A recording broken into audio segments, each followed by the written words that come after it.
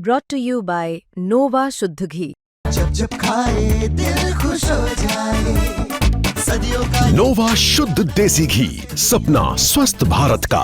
I love घी घी घी घी घी। कि जहाँ भी इलेक्शन होते हैं आकलन तो हम एक साल पहले से शुरू कर देते हैं, लेकिन बिहार राजनीतिक दृष्टिकोण से ऐसा राज्य है जहाँ पे कि चुनाव यानी वोटिंग पड़ जाए उसके बाद भी बड़ा मुश्किल होता है। पिछले बार दोनों मेन गुटों का एनडीए और सो कॉल्ड इंडिया 37% तक वोट शेयर था दोनों का।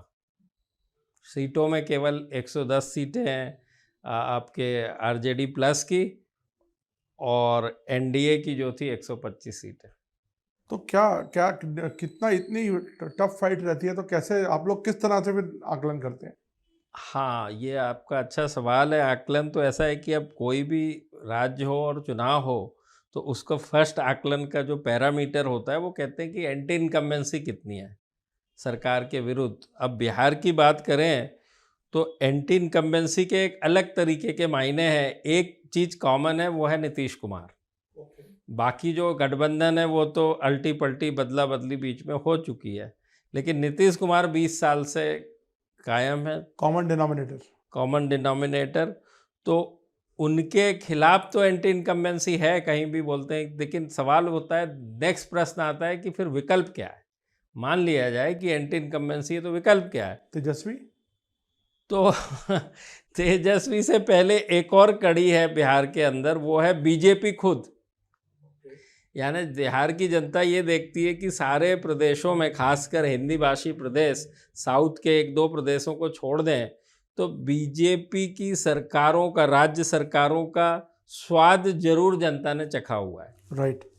तो बिहार की भी जनता ये सोचती है कि हम क्यों अभी तक अछूते हैं। नहीं, लेकिन अलायंस तो है ही ना, नीतीश और अलायंस बीजेपी अलग अलग कहाँ है? बिल्कुल, ये आप सही कह रहे हो। नीतीश के संदर्भ में इसीलिए तो अलग अलग इसलिए है कि 2 और 2 4 बार 20 साल में नीतीश कुमार यहाँ से वहाँ और वहाँ से यहाँ आ चुके हैं। इस मायने में अलग है। यदि कि वो एक ही जगह काबिज होते तो जो आप कह रहे हैं बिल्कुल ठीक होता। तो बिहार की जनता कई बार ये भी देखती है कि बीजेपी क्या एक विकल्प है, क्या जैसे आपने बताया तेजस्वी विकल्प है, या अब नई पार्टी और कैंडिडेट जो इमर्ज हो रहे हैं प्रशांत किशोर, क्या वो विकल्प है?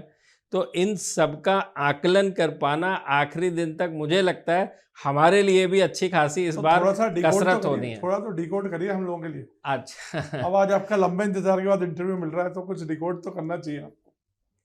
तो देखिए, बिहार की बात करें और जाति की बात ना करें ऐसा हो नहीं सकता। उस दृष्टिकोण से निकट पिछले 20-30 साल की बात कर लें तो बिहार ही ऐसा राज्य है जहाँ जातिगत जनगणना हुई है इस जस्ट चुनाव के पहले। तो बिहार में बड़ा जो बोलते हैं कि MY समीकरण, मुसलमान यादव समीकरण, जो कि बड़ी संख्या में, जो कि करीब 31 से 32% दोनों को मिला दें तो 32% होता है, ऑलमोस्ट 1/3, बहुत बड़ा नंबर है। इसी के चलते आप कभी भी देखिए कि लालू प्रसाद यादव जी या आरजेडी, बाकी राज्यों में देखेंगे कि जो विपक्ष था 20 साल तक, माने नीतीश कुमार हैं, तो अपना वर्चस्व धीरे धीरे खोने लगती है, खासकर जो क्षेत्रीय पार्टियां होती हैं। लेकिन बिहार की बात करें तो आरजेडी ने वर्चस्व नहीं खोया है। पिछले बार भी 80 सीटें लेके खुद की आरजेडी की 80 सीटें थी, जो कि सबसे बड़ी थी। बीजेपी की 75 सीटें थी। तो आरजेडी का वर्चस्व मौजूद है, लेकिन जो उनके साथ हिस्ट्री लगी हुई है, खासकर जंगल राज का एक टैग लगा हुआ है, फिरौती का टैग लगा हुआ है, जो वहाँ बिहार में काफ़ी व्याप्त थी उस समय।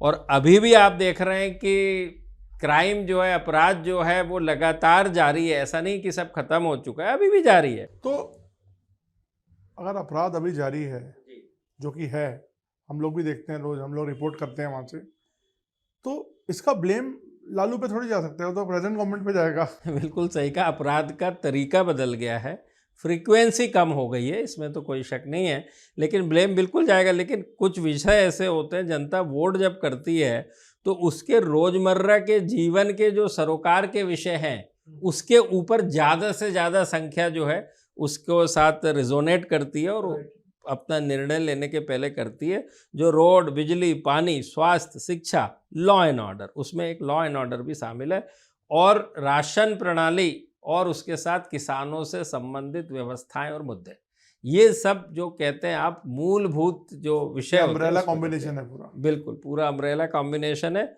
और पिछले चुनाव में एक चीज़ मैं आपको और आपके दर्शकों को एक बहुत इंटरेस्टिंग चीज़ बताना चाहता हूँ। पिछले बार बिल्कुल ऐसा लग रहा था कि इस बार तेजस्वी आरजेडी बाजी मार लेंगे, लेकिन उसमें एक बड़ी बात ये हुई कि जहाँ जहाँ जेडीयू ने चुनाव लड़ा था एनडीए में, वहाँ पर एलजेपी ने चुनाव अलग लड़ा। एलजेपी ने चुनाव अलग लड़ा, उसी के चलते आप देख पा रहे थे कि दोनों एनडीए और आरजेडी प्लस बहुत करीब वोट शेयर के मुकाबले और सीट शेयर के मद्देनज़र भी पास थे। आपकी जानकारी के लिए मैं बताऊं, यदि एलजेपी अभी की तरह एनडीए के साथ चुनाव लड़ती तो उन्होंने 33 सीटों के ऊपर नीतीश कुमार की सीट के ऊपर डेंट किया। तो जो 125 सीटें आपको दिखती है मेजॉरिटी मार के एकदम करीब, वो हकीकत में 30 सीट और बढ़ा लीजिए, उसमें एनडीए की जो सीटें होती 125 प्लस 33, 138 सीट्स आती। तो अब तो एलजेपी साथ है, अब एलजेपी साथ है, तो इसका वही मैंने मतलब कहा। आपको लगता है कि वो रेप्लिकेट हो सकता है क्या? मैं वही कह रहा हूँ, अब रिप्लिकेट एक फिनोमिना तो ये आपने देख लिया